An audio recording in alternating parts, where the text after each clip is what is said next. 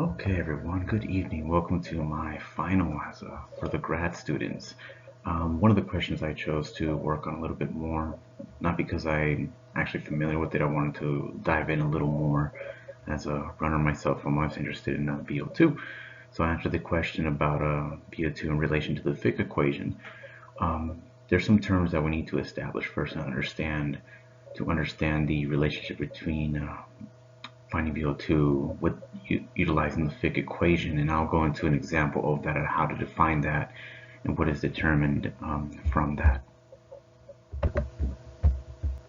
So the Fick equation states that the uptake or release of oxygen by a tissue is the product of the amount of oxygen delivered to the tissues times the difference in the oxygen content between the blood entering and leaving the tissue.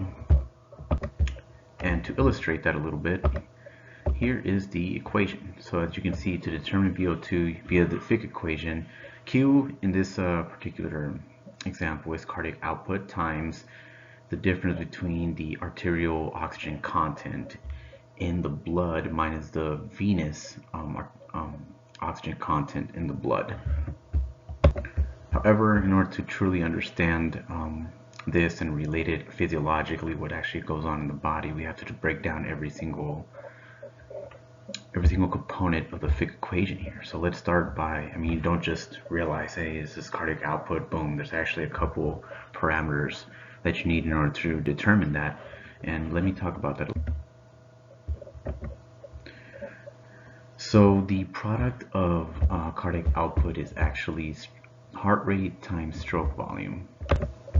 And as we know, hopefully heart rate, and it's measured in beats per minute. So how many heartbeats are beating per minute as we either at rest or as we exercise, in this case aerobic exercising. And then stroke volume, which is the amount of blood circulated by the heart with each beat. And this will give us our cardiac output, which will measure how much blood can be pumped out of the heart in 1 minute. So we're tying the two together here, or how fast that oxygen can be delivered, measured in liters of blood per minute for cardiac output. And before I continue on with this example that I'm about to explain in a bit, let's talk a little bit about the AO2 minus venous oxygen content in the blood. I don't want not to mistaken it with the VO2. It's a little v. So let's get that straight with the difference of those. So the units of measurement with this will be milliliters of oxygen per milliliters of blood. And essentially what this measures is, it represents basically how much oxygen was used by the muscle. Alright, so continuing on, let's go with this example. So let's just say I have a heart rate of 100 beats per minute. It's showing a little bit of increase during aerobic exercise, right? Let's pretend. And I'm pumping out 50 milliliters of blood per minute. So what we want to do here is we want to multiply these two to find the cardiac output. Essentially what that'll give us is the product that would be 7,500 milliliters per minute per pumping blood. But that's not, there's a lot of conversions that we have to do here in order to understand, get to our final product. So we found the first, the cardiac output, but we have to input it to find out the rest of this equation. So let's get into that and continue. Alright everyone, continuing on with the example, now we're going to get into measuring an example for measuring the oxygen content in the vessels. So for example, let's say we have in the arterial oxygen content of blood we have 10, and in the venous return we have 5. So that's going to give us 5 milliliters of oxygen per 100 milliliters of blood. Now, if you recall from the last slide, we had 7,500 milliliters of cardiac output per minute, right? So then we're going to multiply that by 5, which is our product of the difference between the arterial and venous difference of oxygen content, and that'll give us 37,500.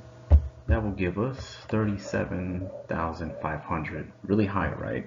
Exactly, but we have to plug in, we must divide that by the 100, which is that 100 at the milliliters of blood. And what will be happening is Once we divide that by 100, we're going to have 375 milliliters per minute. However, as we there's further conversions to be done with this. Currently, the 375 milliliters per minute is in relative terms, but we are trying to solve for the VO2, which is in absolute terms, which is in liters per minute. So, as simple as I can put it, we are going to divide this by 1,000, and that'll give us 375 liters per minute of oxygen consumption via the Fick equation. Alright everyone, let's talk about a little bit about the relationship between heart rate and VO2.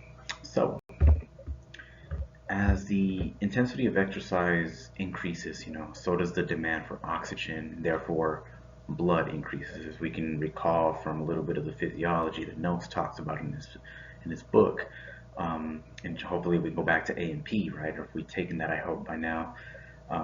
Blood is a carrier of oxygen, in the form of iron that's found in blood, and therefore this also requires for a larger output of heart rate. So our heart rate is also going to increase with that. And as an example of this, I have here a table from Perry et al. From a recent study in which they measured heart rate and VO2 on a graded submaximal treadmill extra protocol test. So as you can see here, just as we talked about, as you can see, as heart rate increases, so does VO2. And what this indicates, what this is translated, explained as actually, is that there is a linear relationship between VO2 and heart rate. And it makes sense if you're during aerobic exercise. If there's as intensity increases, so does demand for oxygen, and heart rate will go up together. And this is actually a pretty good indicator for VO2 is heart rate itself.